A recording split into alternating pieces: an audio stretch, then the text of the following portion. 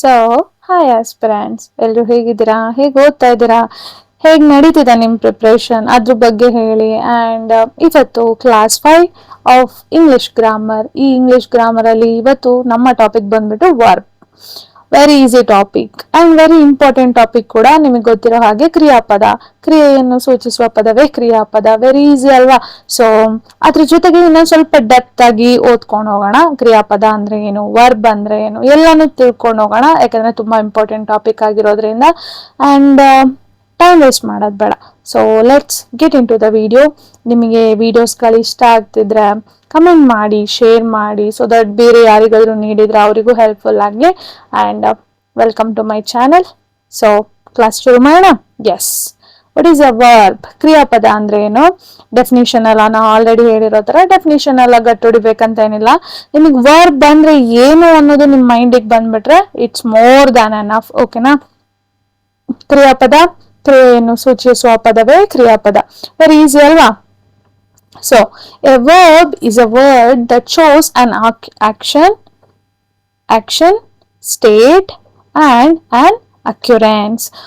ಒಂದು ವ್ಯಕ್ತಿಯ ಅಥವಾ ಪ್ರಾಣಿಯ ಅಥವಾ ವಸ್ತು ಮಾಡುವ ಕೆಲಸ. ಸಿಂಪಲ್. ಒಂದು ಕ್ರಿಯೆಯನ್ನ ಸೂಚಿಸ್ತಿದೆ ಅಂದ್ರೆ ಅದನ್ನೇ ನಾವು ಕ್ರಿಯಾಪದ ಅಂತ ಕರಿತೀವಿ. ಕರೆಕ್ಟ್ ಅಲ್ವಾ? ವೆರಿ ಈಸಿ ಅಲ್ವಾ?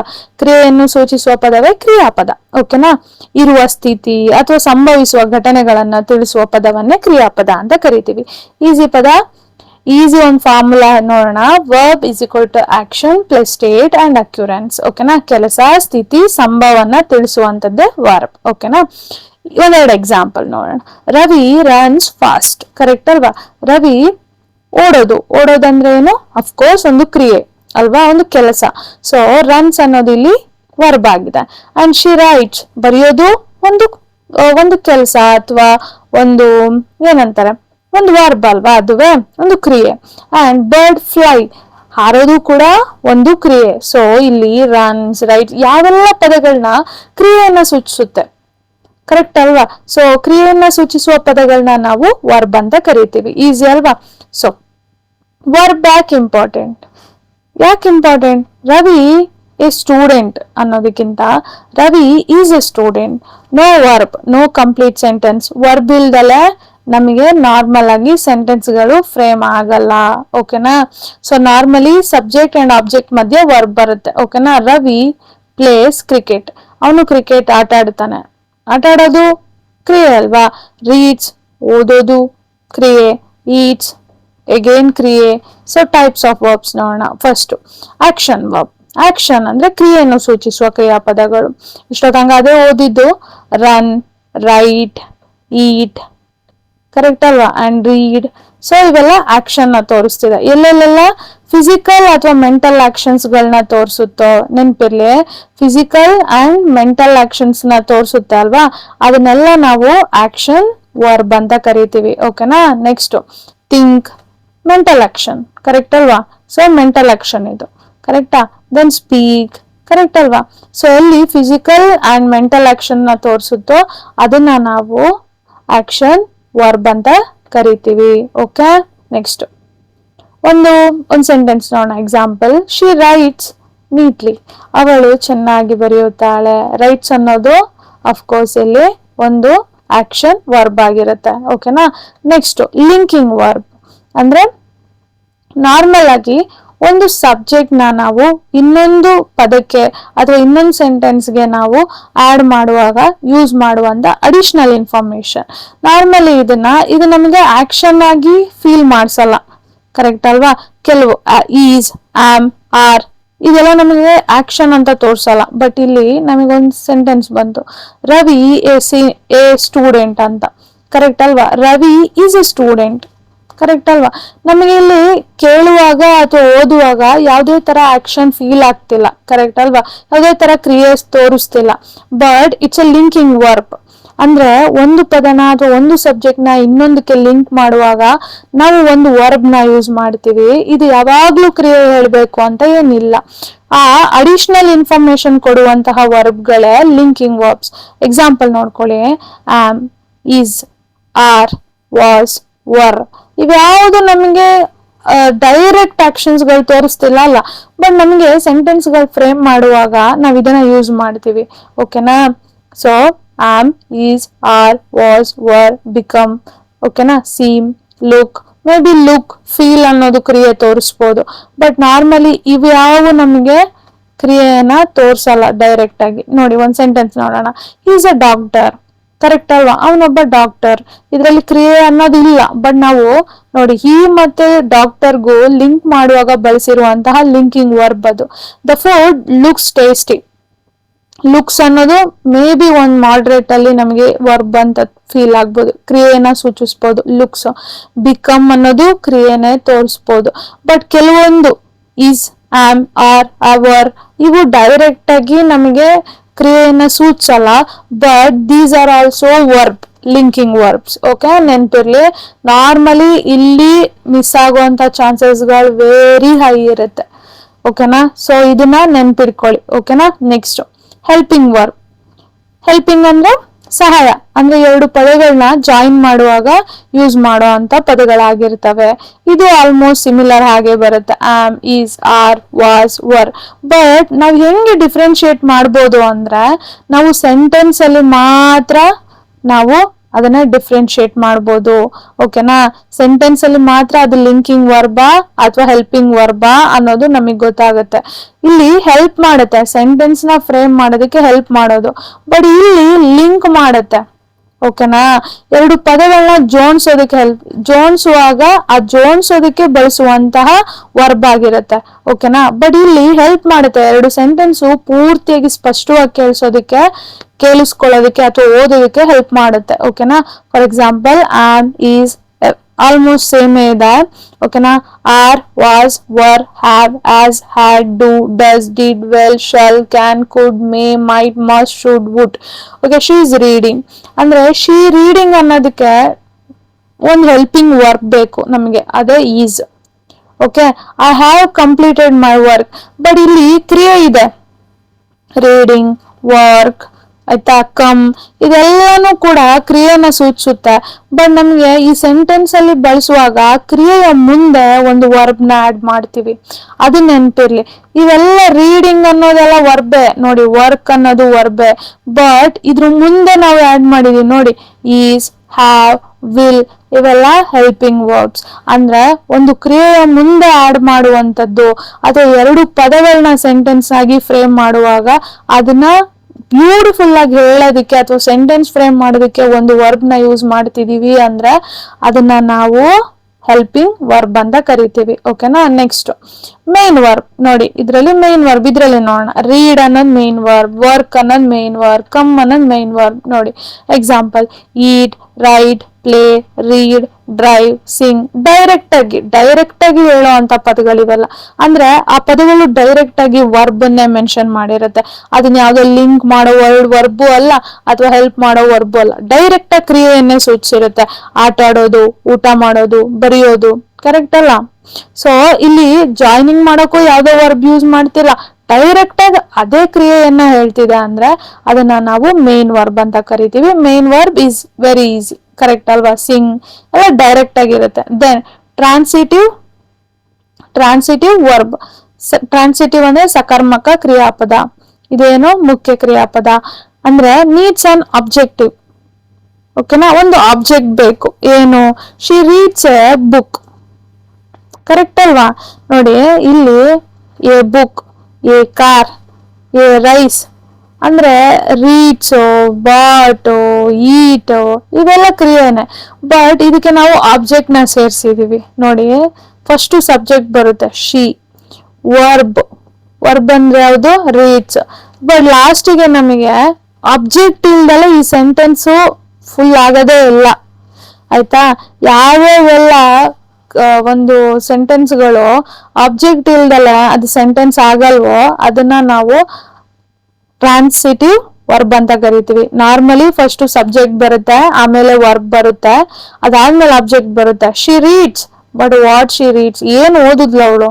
ಕರೆಕ್ಟ್ ಅಲ್ವಾ? ಪುಸ್ತಕನ ಓದಿದ್ಲು ಅಂದ್ರೆ ಆ ಪುಸ್ತಕ ಅನ್ನೋದಿದೆ ಅಲ್ಲ, ಆ ಆಬ್ಜೆಕ್ಟ್ ಇಲ್ದಲೆ ನಮಗೆ ಒಂದು ಸೆಂಟೆನ್ಸ್ ಫ್ರೇಮ್ ಆಗಕ್ ಆಗಲ್ಲ. ಸೊ ಎಲ್ಲೆಲ್ಲೆಲ್ಲ ನಮಗೆ ಆಬ್ಜೆಕ್ಟ್ಸ್ ಗಳು ಬರುತ್ತೋ normally subject plus verb plus object ಅಂದ್ರೆ at the end of the sentence object ಬರ್ತಿದೆ ಅಂದ್ರೆ ಅದನ್ನ ನಾವು ಟ್ರಾನ್ಸಿಟಿವ್ ವರ್ಬ್ ಅಂತ ಕರಿತೀವಿ. ಓಕೆನಾ, ವೆರಿ ಈಸಿನೇ, ಸ್ವಲ್ಪ ಕನ್ಫ್ಯೂಷನ್ ಆಗತ್ತೆ, ರಿವಿಷನ್ ಅಲ್ಲಿ ನೋಡೋಣ. ಓಕೆನಾ, ದೆನ್ ಇದು ಟ್ರಾನ್ಸಿಟಿವ್, ಇದು ಇಂಟ್ರಾನ್ಸಿಟಿವ್. ಅಂದ್ರೆ ಇಲ್ಲಿ ಏನಾಗತ್ತೆ ಅಂದ್ರೆ ಆಬ್ಜೆಕ್ಟ್ ಬೇಡ, ಆಬ್ಜೆಕ್ಟ್ ಇಲ್ದಲೆ ದ ಬೇಬಿ ಕ್ರೈಡ್, ಡೈರೆಕ್ಟ್ ಆಗಿ ಕ್ರೈಡ್, ಕ್ರಿಯೆ ಹೇಳ್ತಿದೆ. Bird fly, the sun rises, ಯಾವುದೇ ತರಹ ಆಬ್ಜೆಕ್ಟ್ಸ್ ಗಳನ್ನ ಯೂಸ್ ಮಾಡಿಲ್ಲ ನಾವು, ಆಬ್ಜೆಕ್ಟ್ ಇಲ್ಲ ಇಲ್ಲಿ. ಓಕೆನಾ, ಬಟ್ ಈ ಸೆಂಟೆನ್ಸ್ ಗಳಿಗೆ ಆಬ್ಜೆಕ್ಟ್ ಇಲ್ದಲ್ಲ ಈ ಸೆಂಟೆನ್ಸ್ ಫ್ರೇಮೇ ಆಗಲ್ಲ. ಓಕೆನಾ, ಇಲ್ಲಿ ಕ್ರಿಯೆ ಇದೆ, ವರ್ಬ್ ಇದೆ, ಬಟ್ ಇದಕ್ಕೆ ಆಬ್ಜೆಕ್ಟ್ ಬೇಕೇ ಬೇಕು. ವರ್ಬ್ ಜೊತೆಗೆ ಆಬ್ಜೆಕ್ಟ್ ಇದ್ರೆ ಅದನ್ನ ಟ್ರಾನ್ಸಿಟಿವ್. ಓಕೆನಾ, ಅದೇ ವರ್ಬ್ ಜೊತೆಗೆ ಆಬ್ಜೆಕ್ಟಿವ್ ಬೇಡ ನಮ್ಗೆ, ವರ್ಬ್ ಅಲ್ಲೇ ಎಂಡ್ ಮಾಡ್ಬೋದು. ಅಂದ್ರೆ the baby cried, the bird fly ಅಂದ್ರೆ ಅದು ಡೈರೆಕ್ಟ್ ಆಗಿ ಇಂಟ್ರಾನ್ಸಿಟಿವ್ ವರ್ಬ್, ಅಕರ್ಮಕ ಸಕರ್ಮಕ. ಸಿಂಪಲ್ ಅಲ್ವಾ ನೋಡಿ, ಕನ್ನಡದಲ್ಲಿ ನಿಮಗ್ ಗೊತ್ತಿದ್ರೆ ಈಸಿಯಾಗಿ ಹೇಳ್ಬೋದು. ಅಂದ್ರೆ ಎಲ್ಲೆಲ್ಲೆಲ್ಲ ಕರ್ಮ ಪದದ ನೀಡ್ ಇದೆಯೋ ಅದೆಲ್ಲ ಟ್ರಾನ್ಸಿಟಿವ್ ವರ್ಬ್, ಅಂದ್ರೆ ಅಲ್ಲಿ ಕರ್ಮ ಪದದ ನೀಡ್ ಇದೆ, ಆಯ್ತಾ. ಬಟ್ ಇಲ್ಲಿ ಎಲ್ಲೆಲ್ಲೆಲ್ಲ ಕರ್ಮ ಪದ ನೀಡಿಲ್ವೋ ಅಂದ್ರೆ ಎಲ್ಲೆಲ್ಲೆಲ್ಲ ಕರ್ಮ ಪದದ ನೀಡಿಲ್ವೋ ಬರೀ ಕ್ರಿಯಾಪದದಲ್ಲೇ ಎಂಡ್ ಮಾಡ್ಬೋದೋ ಅದನ್ನ ನಾವು ಇಂಟ್ರಾನ್ಸಿಟಿವ್ ಅಂತ ಹೇಳ್ಬೋದು. ಓಕೆನಾ, ಈಸಿ ಡಿಫ್ರೆನ್ಶಿಯೇಟ್ ನೋಡೋಣ, ಡಿಫ್ರೆನ್ಸಸ್ ನೋಡೋಣ. ಟ್ರಾನ್ಸಿಟಿವ್ ಮತ್ತೆ ಇಂಟ್ರಾನ್ಸಿಟಿವ್ಗೆ ಹಿ ಕಿಕ್ ದ ಬಾಲ್, ಕಿಕ್ಡ್ ಅನ್ನೋದು ವರ್ಬ್, ಬಟ್ ಇಲ್ಲಿ ನಮಗೆ ಒಂದು ಆಬ್ಜೆಕ್ಟಿವ್ ಬೇಕೇ ಬೇಕು, ಒಂದು ಕರ್ಮಪದ ಬೇಕೇ ಬೇಕು, ದ ಆಬ್ಜೆಕ್ಟಿವ್. ಕರೆಕ್ಟ್ ಅಲ್ವಾ? ದ ಬಾಲ್ ಅನ್ನೋದಿಲ್ಲಿ ಆಬ್ಜೆಕ್ಟ್, ಕರೆಕ್ಟ್ ಅಲ್ವಾ? ಹಿ ಸ್ಲೆಪ್ಟ್, ಮುಗೀತ್, ಅಲ್ಲಿ ವರ್ಬಲ್ಲೇ ಎಂಡ್ ಆಯ್ತು, ಯಾವುದೇ ತರ ಆಬ್ಜೆಕ್ಟ್ ಇಲ್ಲ. ಈಸಿ ಅಲ್ವಾ? ಈಸಿ ಆಯ್ತಲ್ಲ. ಟ್ರಾನ್ಸಿಟಿವ್ ಸಕರ್ಮಕ ಅಕರ್ಮಕ, ನಿಮಗೆ ಸಕರ್ಮಕ ಅಕರ್ಮಕ ಎಲ್ಲಿ ಕರ್ಮಪದ ಬರುತ್ತೋ ಅದು ಟ್ರಾನ್ಸಿಟಿವ್, ಎಲ್ಲಿ ಕರ್ಮಪದ ಬರಲ್ವೋ ಇಂಟ್ರಾನ್ಸಿಟಿವ್. ಈಸಿ ಅಲ್ವಾ? Next regular verb. Past tense is formed by adding ED, ಅಂದ್ರೆ ಎಲ್ಲಾ ವರ್ಬುಗಳಿಗೂ ಇಡಿ ಅನ್ನೋದು ಎಂಡ್ ಆಗ್ತಿದೆ ಅಂದ್ರೆ ಪಾಸ್ಟ್ ಟೆನ್ಸ್ ಅಲ್ಲಿ, ಅಂದ್ರೆ ಪಾಸ್ಟ್ ಟೆನ್ಸ್ ಅಲ್ಲಿ ಒಂದು ವರ್ಬ್ ನ ಹೇಳ್ತಿದೀವಿ ಅಂದ್ರೆ ಅದೇ ರೆಗ್ಯುಲರ್ ವರ್ಬ್. ಪಾಸ್ಟ್ ಟೆನ್ಸ್ ಅಂದ್ರೆ ಏನು? ಆಲ್ರೆಡಿ ಮಾಡಿರೋಂಥದ್ದು ಅಥವಾ ಆಲ್ರೆಡಿ ಆಗೋಗಿರೋ ಅಂಥದ್ದು. ಫಾರ್ ಎಕ್ಸಾಂಪಲ್ ಪ್ಲೇಗೆ ಪ್ಲೇಡ್, ವಾಕ್ಡ್, ಕುಕ್ಡ್ ಅಂದ್ರೆ ಪಾಸ್ಟ್ ಟೆನ್ಸ್ ಅಲ್ಲಿ ಇರುವಂತದ್ದು. ಇಡಿ ಅಲ್ಲಿ ಎಂಡ್ ಆಗ್ತಿದೆ ಅಂದ್ರೆ ರೆಗ್ಯುಲರ್ ವರ್ಬ್. ಇರ್ರೆಗ್ಯುಲರ್ ವರ್ಬ್ ಅಂದ್ರೆ past tense changes completely change ಆಗುತ್ತೆ. ಅಂದ್ರೆ ಇಲ್ಲಿ ನಾರ್ಮಲಿ ಇಡಿ ಅಲ್ಲಿ ಎಂಡ್ ಆದ್ರೆ ರೆಗ್ಯುಲರ್ ವರ್ಬ್, ಇದು ಕೂಡ ಪಾಸ್ಟ್ ಟೆನ್ಸ್, ಬಟ್ ಇಲ್ಲಿ ಇಡಿ ಬರಲ್ಲ. ಗೋಗೆ ವೆಂಟ್, ಎಲ್ಲಾ ಸೆಂಟೆನ್ಸ್ ಅಲ್ಲೂ ಎಲ್ಲಾ ಪದಗಳಿಗೂ ಇಡಿ ಸೇರ್ಸಕ್ ಆಗಲ್ಲ, ಕರೆಕ್ಟ್ ಅಲ್ವಾ? ಕೆಲವೊಂದು ಪಾಸ್ಟ್ ಟೆನ್ಸ್ ಅಲ್ಲಿ ವರ್ಡ್ಸ್ ಗಳು ಚೇಂಜ್ ಆಗುತ್ತೆ, ಬಟ್ ಇದು ಪಾಸ್ಟ್ ಟೆನ್ಸ್. ಗೋ, ವೆಂಟ್, ವೆಂಟ್ ಅಂದ್ರೆ ಆಲ್ರೆಡಿ ಹೋಗಾಯ್ತು. ಈಟ್, ಏಟ್ ಆಲ್ರೆಡಿ ತಿಂದಾಯ್ತು ಪಾಸ್ಟ್ ಟೆನ್ಸ್ ಅಲ್ವಾ? ಬಟ್ ಇಲ್ಲಿ ಇಡಿ ಬಂದಿಲ್ಲ, ಸೊ ಇಡಿ ಎಲ್ಲೆಲ್ಲಿ ಬರಲ್ವಾ ಅದನ್ನ ಇರ್ರೆಗ್ಯುಲರ್ ವರ್ಬ್ ಅಂತ ಹೇಳ್ತೀವಿ. ಅಂದ್ರೆ ಪಾಸ್ಟ್ ಟೆನ್ಸ್ ಕಂಪ್ಲೀಟ್ ಆಗಿ ಪದನೇ ಚೇಂಜ್ ಮಾಡಿಸುತ್ತೆ. ಗೋ ಅನ್ನೋದು ಗೋಡ್ ಅಂತ ಹೇಳಲ್ಲ ನಾವು, ವೆಂಟ್ ಅಂತ ಹೇಳ್ತೀವಿ. ಈಟ್ ಅನ್ನೋದು ಈಟೆಡ್ ಅಂತ ಹೇಳಲ್ಲ, ಏಟ್ ಅಂತೀವಿ. ಅಂದ್ರೆ ಪಾಸ್ಟ್ ಟೆನ್ಸ್ ಅಲ್ಲಿ ಇಡಿ ಬಂದ್ರೆ ರೆಗ್ಯುಲರ್, ಇಡಿ ಬರ್ಲಿಲ್ಲ ಪಾಸ್ಟ್ ಟೆನ್ಸ್ ಅಲ್ಲಿ ಹೇಳ್ತಿದೀವಿ ಅಂದ್ರೆ ಸಾ, ರೋಟ್, ಕೇಮ್ ನೆನ್ಪಿರ್ಲಿ, ಅದನ್ನ ನಾವು ರೆಗ್ಯುಲರ್ ವರ್ಬ್ ಅಂತ ಕರಿತೀವಿ. ನೆಕ್ಸ್ಟ್ ಮಾಡೆಲ್ ವರ್ಬ್ ಅಂದ್ರೆ ಸಾಮರ್ಥ್ಯ ಅಥವಾ ಸಾಧ್ಯತೆ ಸೂಚಕ. Shows ability, permission, possibility, advice, ನೆಸೆಸಿಟಿನ ಹೇಳ್ತಿದೆ ಅಂದ್ರೆ ಅದನ್ನ ಮಾಡೆಲ್ ವರ್ಬ್ ಅಂತ ಕರಿತೀವಿ. ಅಂದ್ರೆ ಒಬ್ರದ್ದು ಸಾಮರ್ಥ್ಯ ಅಥವಾ ಸಾಧ್ಯತೆನ ಹೇಳೋ ಅಂತದ್ದು. ಈಸಿ, ಒಬ್ರದ್ದು ಸಾಮರ್ಥ್ಯ, ಅವ್ರ ಕೆಪಾಸಿಟಿ, ಎಬಿಲಿಟಿ, ಪರ್ಮಿಷನ್, ಪಾಸಿಬಿಲಿಟಿ ಎಷ್ಟಿದೆ, ಅಡ್ವೈಸ್ ಅಥವಾ necessity, can, could, might, may, must. ಒಂದೆರಡು ಸೆಂಟೆನ್ಸ್ ನೋಡೋಣ. ಐ ಕ್ಯಾನ್ ಸ್ವಿಮ್ ಅಂದ್ರೆ ಅವನ ಎಬಿಲಿಟಿ ಹೇಳ್ತಿದೆ. ಯು ಶುಡ್ ಅಂದ್ರೆ ಇದೊಂಥರ ಆರ್ಡರ್ ತರ ಇದೆ ಅಲ್ಲ, ಸೊ ಪರ್ಮಿಷನ್ ಅಥವಾ ಅಡ್ವೈಸ್ ಹೇಳ್ಬೋದು. Okay, next we must, so ಇದ್ರಲ್ಲೂ ಕೂಡ ಒಂದು ಆರ್ಡರ್, ಕರೆಕ್ಟ್ ಅಲ್ವಾ? Obey the law. Okay, next finite and non finite verbs. Okay, ಸೀಮಿತ ಕ್ರಿಯಾಪದ. ಫೈನೈಟ್ ಅಂದ್ರೆ ಸೀಮಿತವಾಗಿರುವಂತದ್ದು. Changes according to subject and tense. Example he plays ಅಂದ್ರೆ ಟೆನ್ಸ್ ಗೆ ಸಂಬಂಧಿಸಿದಂತೆ ಚೇಂಜಸ್ ಆಗ್ತಾ ಹೋಗುತ್ತೆ. ನೋಡಿ, tense past tense, present tense, future tense. Plays, play, played, correct ಅಲ್ವಾ? ಸೊ ಪ್ಲೇಸ್ ಅನ್ನೋದು ಫ್ಯೂಚರ್, ಪ್ಲೇ ಅನ್ನೋದು ಪ್ರೆಸೆಂಟ್, ಪ್ಲೇಡ್ ಅಂದ್ರೆ ಪಾಸ್ಟ್. ಅಂದ್ರೆ ಎಲ್ಲೆಲ್ಲೆಲ್ಲ ಟೆನ್ಸ್ಗಳು ವರ್ಬ್ಗಳು ಟೆನ್ಸ್ಗೆ ಸಂಬಂಧಿಸಿದಂಗೆ. ಟೆನ್ಸ್ ಅಂದ್ರೆ ಏನು? ಕಾಲ. It's simple. ಕಾಲಕ್ಕೆ ತಕ್ಕನಂಗೆ ವರ್ಬ್ ಚೇಂಜ್ ಆಗ್ತಿದೆ ಅಂದ್ರೆ ಅದನ್ನ ಫೈನೈಟ್. ಬಟ್ ಇಲ್ಲೇನಾಗುತ್ತೆ, ಇದು ಚೇಂಜ್ ಆಗಲ್ಲ. ನಾನ್ ಫೈನೈಟ್ ಅಂದ್ರೆ ಎಲ್ಲಾ ಟೈಮಲ್ಲೂ ಒಂದೇ ಇರುತ್ತೆ. To study, swimming, return, reading. Change ಆಗಲ್ಲ. ಡಸ್ ನಾಟ್ ಚೇಂಜ್ ವಿತ್ ಕಾಲಕ್ಕೆ ತಕ್ಕನಂಗೆ ಇದು ಚೇಂಜ್ ಆಗಲ್ಲ. ಆಲ್ಮೋಸ್ಟ್ ಎಲ್ಲ ಟೈಮಲ್ಲೂ ಸೇಮ್ ಇರುತ್ತೆ. ಕಾಲಕ್ಕೆ ತಕ್ಕನಂಗೆ ಚೇಂಜ್ ಆದ್ರೆ ಫೈನೈಟ್ ವರ್ಬ್, ಕಾಲಕ್ಕೆ ತಕ್ಕದಂಗೆ ಚೇಂಜ್ ಆಗ್ದಲೇ ಇದ್ರೆ non finite. I I like to read books. Okay, next ಇದು ನೋಡೋಣ. ಫಾರ್ಮ್ ಆಫ್ ವರ್ಬ್ಸ್ ನೋಡಿ, ಇದು ನೆನಪಿರ್ಬೇಕು ನಿಮಗೆ. ಅಂದ್ರೆ ಇದು ವರ್ಬ್ಸ್ ಅಲ್ಲಿ ನಮ್ಗೆ ಫಾರ್ಮ್ಸ್ ಅಲ್ಲಿ ಇದು ಆಲ್ಮೋಸ್ಟ್ ಟೆನ್ಸ್ ತರನೇ ಹೇಳ್ಬೋದು. ಅಂದ್ರೆ ವರ್ಬ್ 1, ವರ್ಬ್ 2, ವರ್ಬ್ 3 ಅಂದ್ರೆ ನಿಮಗೆ ಪಾಸ್ಟ್, ಪ್ರೆಸೆಂಟ್, ಫ್ಯೂಚರ್ ಹೇಳ್ಬೋದು. ಓಕೆನಾ? ಗೋ, ವೆಂಟ್, ಗಾನ್. ಕರೆಕ್ಟ್ ಅಲ್ವಾ? ಈಟ್, ಏಟ್, ಈಟನ್. ದೆನ್ ಇದು ನಿಮಗೆ ಗೊತ್ತಿರ್ಬೇಕು. Write, wrote, written. Verb 1, verb 2, verb 3 ನೆನ್ಪಿರ್ಲಿ. Okay, present, past, sorry go ಅನ್ನೋದು ಹೋಗು. ಕರೆಕ್ಟ್ ಅಲ್ವಾ? ಪ್ರೆಸೆಂಟ್. ವೆಂಟ್ ಅಂದ್ರೆ ಎಂತದು? Future tense. ಗಾನ್ ಅಂದ್ರೆ ಆಲ್ರೆಡಿ ಹೊರಟೋದ್ರು ಅಂದ್ರೆ ಪಾಸ್ಟ್ ಟೆನ್ಸ್. ಓಕೆ, ನೆನ್ಪಿರ್ಬೇಕು ಹಂಗೆ. Eat, ate, eaten. Okay, so ನಿಮ್ಗೆ ಪ್ರೆಸೆಂಟ್, ಪಾಸ್ಟ್, ಫ್ಯೂಚರ್ ಮೂರು ಗೊತ್ತಿರ್ಬೇಕು ವರ್ಡ್ಸ್ ಗಳು ಹೇಗ್ ಚೇಂಜ್ ಆಗತ್ತೆ ಅಂತ. ಓಕೆನಾ? ನೆಕ್ಸ್ಟ್ ವರ್ಬ್ ಅಂಡ್ ಟೆನ್ಸ್ ಗೂ ನೋಡೋಣ. ವರ್ಬ್ ಅಂಡ್ ಟೆನ್ಸ್ ಅಂದ್ರೆ ಆಲ್ರೆಡಿ ಹೇಳಿದೀನಿ. ವರ್ಬ್ ಅಂದ್ರೆ ಕ್ರಿಯೆನ ಹೇಳೋದು. ಬಟ್ ಅದೇ ನೀವು ಟೆನ್ಸ್ ಅಲ್ಲಿ ಹೆಂಗ್ ಹೇಳ್ತೀರಾ? ಕಾಲಗಳಲ್ಲಿ ಚೇಂಜ್ ಆಗುತ್ತಲ್ಲ. ನಾನು ಆಟ ಆಡುತ್ತಿದ್ದೇನೆ, ನಾನು ಆಟ ಆಡಿದೆ, ನಾನು ಆಟ ಆಡಬೇಕು. ಸೊ ಮೂರು ಟೆನ್ಸ್ ಅಲ್ಲೂ ಚೇಂಜ್ ಆಗುತ್ತೆ ನೋಡಿ. ಇದೆ ಐ ಪ್ಲೇ ಕ್ರಿಕೆಟ್, ಪ್ರೆಸೆಂಟ್. ನಾನು ಇವಾಗ ಪ್ಲೇ. ಕರೆಕ್ಟ್ ಅಲ್ವಾ? ಅದೇ ಪಾಸ್ಟ್, ನಾನು ಪ್ಲೇಡ್, ಆಟ ಆಗೋಯ್ತು, ಆಡಾಯ್ತು ಆಲ್ರೆಡಿ. ಅದೇ ಐ ವಿಲ್ ಪ್ಲೇ ಅಂದ್ರೆ ನಾನು ಆಟ ಆಡ್ತೀನಿ ಮುಂದೆ, ಫ್ಯೂಚರ್. ಸೊ ಟೆನ್ಸಿಗೆ ತಕ್ಕನಂಗೆ ವರ್ಬ್ ಚೇಂಜ್ ಆಗುತ್ತೆ, ನೆನ್ಪಿರ್ಲಿ. ಕಾಮನ್ ವರ್ಬ್ಸ್ ಗಳು ನಾರ್ಮಲ್ ಆಗಿ ಯೂಸ್ ಮಾಡೋವಂಥದ್ದು ಗೋ, ಕಮ್, ಈಟ್ ಇವೆಲ್ಲ ಗೊತ್ತಿರೋವಂಥದ್ದೇ ನಿಮಗೆ. And difference between noun, pronoun, adjective, verb very important. Noun ಅಂದ್ರೆ ನಾಮಪದ. ಕರೆಕ್ಟ್ ಅಲ್ವಾ? ಅಂಡ್ ಪ್ರೊನೌನ್ ಅಂದ್ರೆ ನೌನ್ ನ ಬದಲಿಗೆ ಬಳಸುವಂತಹ ಪದಗಳೇ ಸರ್ವನಾಮ ಅಥವಾ ಪ್ರೊನೌನ್. ದೆನ್ ಅಡ್ಜೆಕ್ಟಿವ್ ಅಂದ್ರೆ ಏನು? ನೆನ್ಪಿದೆ ಅಲ್ಲ ಅಡ್ಜೆಕ್ಟಿವ್ ಅಂದ್ರೆ ಏನು ಅಂತ? ನೆನ್ಪಿದ್ಯಾ ಇಲ್ಲ? ಹೇಳ್ತೀರಾ ಕಮೆಂಟ್ ಸೆಕ್ಷನ್ ಅಲ್ಲಿ? ಸೊ ನಾನೇ ಹೇಳ್ತೀನಿ. ನೌನ್ ನಾಮಪದ, ಪ್ರೊನೌನ್ ಸರ್ವನಾಮ, ಅಡ್ಜೆಕ್ಟಿವ್ ಅಂದ್ರೆ ಗುಣವಾಚಕ, ವರ್ಬ್ ಅಂದ್ರೆ ಕ್ರಿಯಾಪದ. ಅಂದ್ರೆ ನೌನ್ ಮತ್ತೆ ಪ್ರೊನೌನ್ದು ಒಂದು ಗುಣನ ಹೇಳ್ತಿದೆ ಅಂದ್ರೆ ಅದು ಅಡ್ಜೆಕ್ಟಿವ್. ಓಕೆನಾ? ಅದ್ರದ್ದು ಕ್ರಿಯೆಯನ್ನ ಹೇಳ್ತಿದೆ ಅಂದ್ರೆ ಅದು ವರ್ಬ್, ಕ್ರಿಯಾಪದ. ಓಕೆನಾ? ಸಿಂಪಲ್. ಸೊ ನೌನ್ ಅಂದ್ರೆ ಅವನ ಹೆಸರು, ರವಿ, ಸ್ಕೂಲು, ಇದೆಲ್ಲ ನಾಮಪದಗಳು. ಅದೇ ಪ್ರೊನೌನ್ ಅಂದ್ರೆ ರವಿ ಬದಲಿಗೆ ಅಥವಾ ಸ್ಕೂಲ್ ಬದಲಿಗೆ ಬಳಸುವಂತದ್ದು ಹಿ, ಶಿ, ಇದೆ. ಅಡ್ಜೆಕ್ಟಿವ್ ಅಂದ್ರೆ ಅದ್ರ ಗುಣ, ಬ್ಯೂಟಿಫುಲ್, ಟಾಲ್. ವರ್ಬ್ ಅಂದ್ರೆ ಒಂದು ಕ್ರಿಯೆಯನ್ನ ಸೂಚಿಸುವಂಥದ್ದು, run, eat, is. Okay, next common mistake. ಇದು ನಿಮಗೆ ಗೊತ್ತಾಗುತ್ತೆ ಅನ್ಕೊಂತೀನಿ. ಶಿ ಗೋ ಟು ಸ್ಕೂಲ್ ಅಲ್ಲ, she goes to school. Okay, so ಇದೊಂದು ನಿಮಗೆ ಗೊತ್ತಿರುತ್ತೆ ಅನ್ಕೊಂತೀನಿ. ಇದೊಂದು ಕ್ವಿಕ್ ರಿವಿಷನ್ ಬೇಕಿದ್ರೆ ಮಾಡ್ಕೊಳ್ಳಿ. ಸೊ ಲಾಸ್ಟ್ ಅಲ್ಲಿ ಒಂದ್ ಸ್ಕ್ರೀನ್ ಶಾಟ್ ತಗೊಳ್ಳೋ ಆಗಿದ್ರೆ ನೆನ್ಪಿರ್ಲಿ.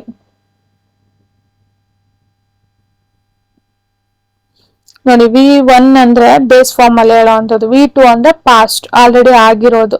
ಅದೇ ನೆಕ್ಸ್ಟ್ V3 ಅಂದ್ರೆ ಪಾಸ್ಟ್ ಪಾರ್ಟಿಸಿಪಲ್. ಓಕೆ, ಮುಂದೆ ಆಗುವಂಥದ್ದು, ಸಾಧ್ಯತೆ, ಮುಂದೆ ಇರುವಂತದ್ದು. ಓಕೆ, ಅಂದ್ರೆ ಆಲ್ಮೋಸ್ಟ್ ಫ್ಯೂಚರ್ ಟೆನ್ಸ್ ತರ. ನೆನ್ಪಿರ್ಲಿ V1 V2 ಯಾಕಂದ್ರೆ ಮುಂದೆ ಬರುತ್ತೆ, ಇದು ಬಂದೇ ಬರುತ್ತೆ. ಈಗ ಸದ್ಯಕ್ಕೆ ನೆನ್ಪಿಡ್ಕೊಳ್ಳಿ. ಇದೊಂದು ಸ್ಕ್ರೀನ್ ಶಾಟ್ ತಗೊಳ್ಳಿ. ವರ್ಬ್ ಅಂದ್ರೆ ಆಕ್ಷನ್ ಅಥವಾ ಸ್ಟೇಟ್, ಅಕ್ಯುರೆನ್ಸ್ ನ ಹೇಳುವಂಥದ್ದು. Every sentence needs A verb, ಬೇಕೇ ಬೇಕು. ಆಕ್ಷನ್ ವರ್ಬ್ ಅಂದ್ರೆ ಆಕ್ಷನ್ಸ್ ನ ಹೇಳುವಂಥದ್ದು. ಓಕೆ, ಲಿಂಕಿಂಗ್ ವರ್ಬ್ ಅಂದ್ರೆ ಲಿಂಕ್ ಮಾಡೋದಕ್ಕೆ ಬಳಸುವಂತಹ ವರ್ಬ್ಗಳು. ಹೆಲ್ಪಿಂಗ್ ಅಂದ್ರೆ ಹೆಲ್ಪ್ ಮಾಡೋದಕ್ಕೆ, ಎರಡು ಪದಗಳನ್ನ ಜಾಯಿನ್ ಮಾಡಿ ಹೆಲ್ಪ್ ಮಾಡೋದಕ್ಕೆ ಬಳಸುವಂಥದ್ದು. ಮೇನ್ ವರ್ಬ್ ಅಂದ್ರೆ ಮೇನ್ ಆಕ್ಷನ್ ಅದೇ ತೋರಿಸ್ತಿರತ್ತೆ. ದೆನ್ ಟ್ರಾನ್ಸಿಟಿವ್ ಅಂದ್ರೆ ನೀಡ್ಸ್ ಅಂಡ್ ಆಬ್ಜೆಕ್ಟಿವ್, ಯಾವ್ದಕ್ಕೆಲ್ಲ ಆಬ್ಜೆಕ್ಟಿವ್ ಬೇಕೋ ಅದು ಟ್ರಾನ್ಸಿಟಿವ್. ಆಬ್ಜೆಕ್ಟ್ ಬೇಕಾಗಿರುವಂತದ್ದು. ಕರ್ಮ, ಸಕರ್ಮಕ, ಅಕರ್ಮಕ. ಇಂಟ್ರಾನ್ಸಿಟಿವ್ ಅಂದ್ರೆ ಇದಕ್ಕೆ ಆಬ್ಜೆಕ್ಟ್ ಬೇಡದಲ್ಲೇ ಇರುವಂತದ್ದು. ಓಕೆ, ದೆನ್ ನೆಕ್ಸ್ಟ್ ರೆಗ್ಯುಲರ್ ಅಂದ್ರೆ ಪ್ಲೇನ, ಪ್ಲೇಡ್. ಓಕೆ. ಇರ್ರೆಗ್ಯುಲರ್ ಅಂದ್ರೆ go, went. Okay. Then modal ಅಂದ್ರೆ can, may, must. Okay. Then finite ಅಂದ್ರೆ changes with tense. Non finite ಅಂದ್ರೆ ಯಾವುದೇ ತರಹ ಟೆನ್ಸ್ಗಳು ಚೇಂಜ್ ಆದ್ರೂ ವರ್ಬ್ಗಳು ಚೇಂಜ್ ಆಗಲ್ಲ.